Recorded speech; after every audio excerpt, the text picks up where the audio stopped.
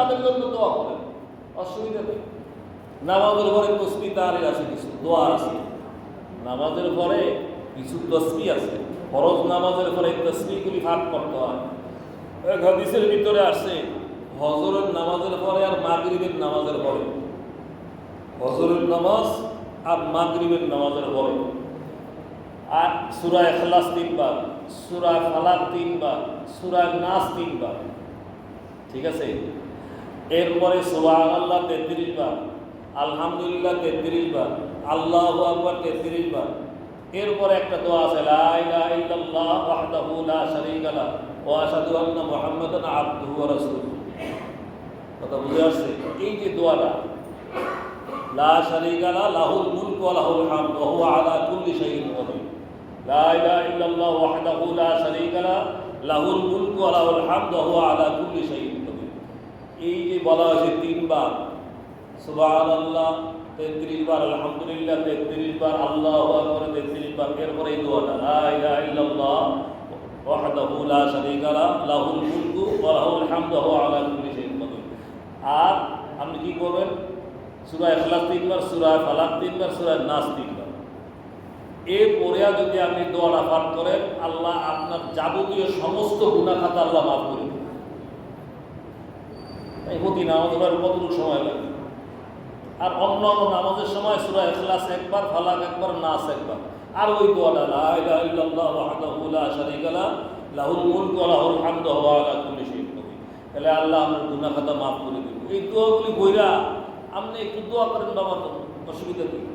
নিজের জন্য করি, আমার বাবার জন্য করি, মার জন্য করি, প্রতি নামাজের পরেই তো করতে পারি, তারপরে সুন্নত করি। আয়াতুল কুরসি বলা আছে, প্রতি ফরজ নামাজের পরে যদি কেউ আয়াতুল কুরসি পাঠ করে, আল্লাহ রাব্বুল আলামিন তার ঈমানের সহিত মৃত্যু দান করে। ঈমানের সহিত আল্লাহ মৃত্যু দান করে। আরো অনেক ফজিলত আছে। আয়াতুল কুরসি পাঠ করি, আয়াতুল কুরসি পাঠ করি, দোয়াগুলি পাঠ করে তারপর সুন্নত করি, অসুবিধা তো নেই।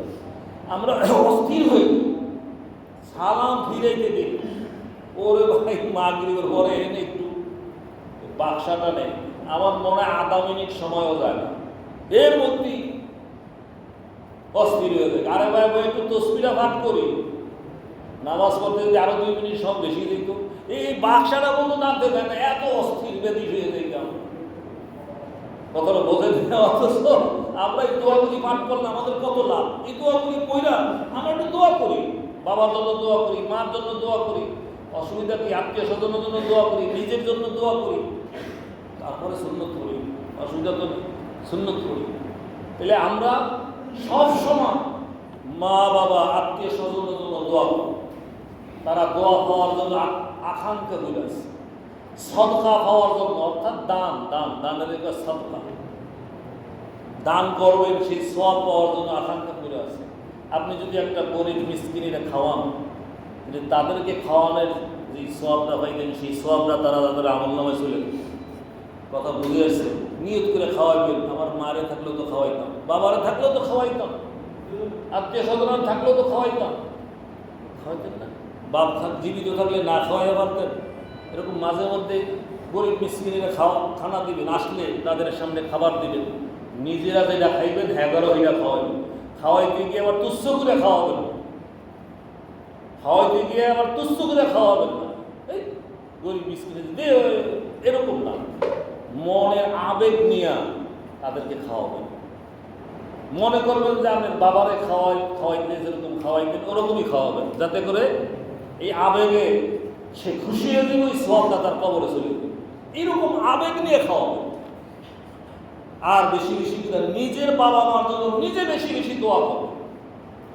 কতটা বুঝে আসছে? দোয়ার দায়িত্ব আপনার, দোয়ার দায়িত্ব ওই হুজুরে আনছেন, হে আপনার দোয়া সাময়িক করে দেব, এর চেয়ে বেশি দায়িত্ব আপনার। এই জন্য মা বাবা আত্মীয় স্বজনের জন্য দোয়া করা, যারা কবরে চলে গেছে তারা খুব আকাঙ্ক্ষায় আছে, আকাঙ্ক্ষা করে আছে। আল্লাহ আমাদেরকে আমল করার তৌফিক দান করুন। সকলে বলি আমিন। ওয়া আলাইনা ইল্লাল বালাগ। সকলে আমরা সুন্দর